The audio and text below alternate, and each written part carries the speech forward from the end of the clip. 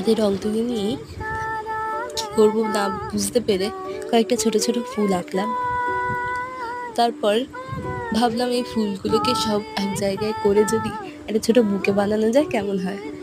সেই মতো ভেবে কয়েকটা পাতা অ্যাড করে তার ওপর ডিপ গ্রিন দিয়ে একটু ডিটেইলিং করলাম।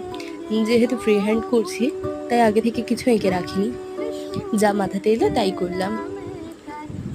আর তারপরে আর একটু ডিটেইলিং করার পর আমি জল দিয়ে আর একটু ট্রান্সপারেন্ট ভাবটা ফুটিয়ে তোলার চেষ্টা করলাম। যেহেতু এটা ওয়াটার কালার, ট্রান্সপারেন্ট ভাব আনলে খুব সুন্দর দেখতে লাগে। এতগুলো ফুলের মধ্যে আমার সবথেকে পছন্দ ওই ল্যাভেন্ডারটা। তোমাদের কোনটা পছন্দ অবশ্যই জানিও। ভালো লাগলে লাইক কমেন্ট করো আর সাবস্ক্রাইব করে পাশে থেকো।